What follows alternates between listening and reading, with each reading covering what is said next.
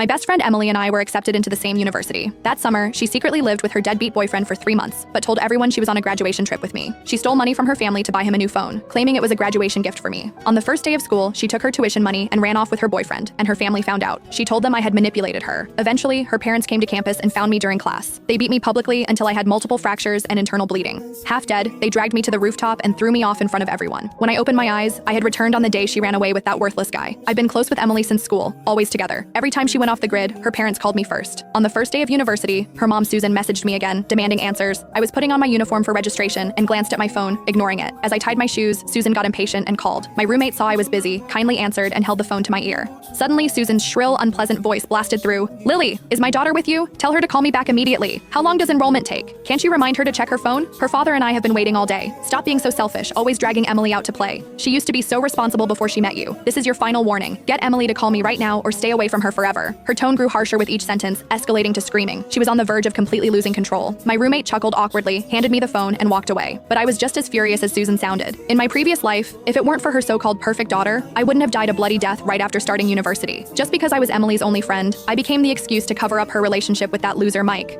Countless times I'd be in class when Susan called, demanding to know where her daughter was. I'd lie to her mother, following Emily's instructions. Until one day Susan came to my classroom and caught me in a lie. She slapped me across the face and flipped my desk in public. From then on, I became the villain corrupting her daughter in her eyes. Later I tried to distance myself from Emily, but we still ended up at the same university by chance. And even when I was thrown off a roof to my death, they believed they'd removed a bad influence from their daughter's life. This time, I won't let myself walk that path again. When I didn't reply, Susan grew more impatient. "Can't you hear me? Emily's right there with you, isn't she? Stop pretending, tell her to call me." I smirked and spoke to the air. "Emily, Emily, your mom's looking for you." The air, of course, didn't answer. Before Susan exploded, I slowly said, "Sorry, Emily's at the gym. The music's too loud. She can't hear you. She'll contact you when she's done." After that, I hung up with a dark expression. I turned and left the dorm for our first physical education class. After gathering on the field, the teacher started us off tough. We had to run 5 laps around the track. When he finally called stop, everyone collapsed on the ground, completely spent. I wiped the sweat from my brow when 2 familiar figures approached from across the field. Susan's shrill voice carried over. "Excuse me, I'm looking for my daughter Emily, the one with the best grades in the class." My heart sank. I didn't expect them to come so early, so I quickly got up to head to the restroom. But as I turned to leave, Susan grabbed my hair and yanked hard. "You little bitch, why are you sneaking away? Feeling guilty, huh? Tell me, where's my Emily? She hasn't seen me or her father all summer, always off with you, even bought you expensive gifts. You little slut, is this how you treat a friend?" I checked the gym class roster with the teacher. Emily's name isn't on it. With that, Susan pulled my hair violently, and I fell backward onto the ground. Her face was twisted with rage, eyes full of hate. I'd just finished running, my legs were weak, and before I could get up,